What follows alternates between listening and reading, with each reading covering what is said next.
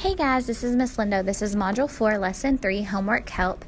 And today's lesson was very challenging for some of our students as we're adding multiples of 10 and subtracting. And so we're using the arrow way again. And I've included an example of our problem set, and I just want to go over that before we get started with our homework help for today. So here is an example of the problem set for two problems that your child did today. For A, you notice that they used the arrow way and they started at 38 and they jumped 20. You can show two arrow paths of 20 if that helps. But it's great if our students can get in the habit of jumping 20. And then for 38 plus 21, what we were talking about today was adding 20 and then one more, which makes 21, just adding that one more. And then for 38 plus 19, we talked about going ahead and adding 20 and then taking away 1. So that was easier than adding 19. Adding that 20 and then taking away 1. Same thing for 47 plus 40, just thinking about the tens. There are 4 tens in 47, 4 tens in 40, and we're adding 40. With 47 plus 41, we're going to do the same thing where we have, since it's 40, we're going to jump 40, and then we're going to add one more for 41. And the same thing for 39. So the thing that I'm thinking about are multiples of 10, and if you need to add one, say for 41, or take one away of that multiple of 10, like 39.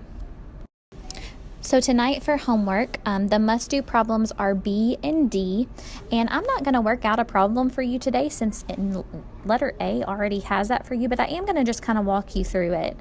So we have 67 plus 20, and so the arrow way, they have just gone 67 plus 20, and that equals 87. If you have a whiteboard at home or a scrap piece of paper and your child is really struggling with this, breaking down that number will help in doing an arrow path with two tens. But we really want to move to doing the multiples of 10 more than just 10. 67 plus 21, so we can think 21. We can hop 20 and then one more. So 67, two more tens, 77, 87, one more, that would be 88. And then same thing for 67 plus 19. We can do as a multiple of 10. It's easier to add a multiple of 10. 67 plus 20, well, I know I'm doing 19, so I have to take one away, and that would be 86. So tonight, must-dos are B and D. Let's go ahead and look at the back. So on the back tonight, your child, I'm going to have them do B, and I'll circle those, I'm sorry. B, D, and F. All right, so let's take a quick look. It says solve using the arrow way, number bonds, or mental math. Use scrap paper if needed. This is the exact same thing that we were doing on the front. However, you're doing one addition set and two addition sets. You do not have to show your work, but I am encouraging you to use the arrow way. Think about that multiple of 10. So this is 50, so they would hop 50 spaces. With the arrow path, and then 50 and one more, 50 minus 1. So in this, instead of hopping forward, they're actually going to count back, so that rule, that pattern would be minus 50. Whereas on the front, when we were adding, it was plus that multiple of 10. So this is the same thing, you're just not showing your work on your paper. And then we're also going to have students do number 3 and number 4. So for number 3, it says Marcy had $84 in the bank. She took $39 out of her account. How much does she have in her account now?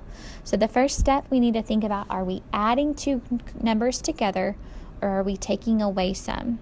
So for this problem, we know that we're taking away, so we're going to be subtracting. So you can use the strategy of 84 minus 39. Think about 39 as a multiple of 10, so it's close to 40.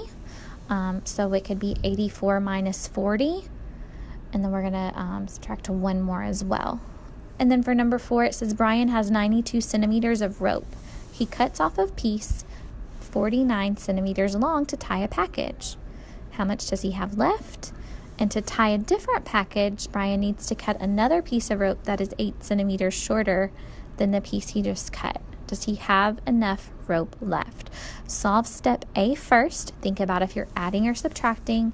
Think about that multiple of 10. That's close to 50, so see what you can do with that. And then after you solve A, go on and solve B. As always, if your child gets frustrated, I do not want you to continue working. Stop, and we can reevaluate and look tomorrow. As always, our lessons build on each other. They're doing a great job of having stamina each day and doing their best, and I'm super proud of them. So keep up the great work. Thank you for your positive encouragement at home. I know that this looks kind of silly and crazy, but honestly, any way or any strategy that's going to work best for them is what we're trying to achieve. Hope you have a great night, and I'll see you guys tomorrow.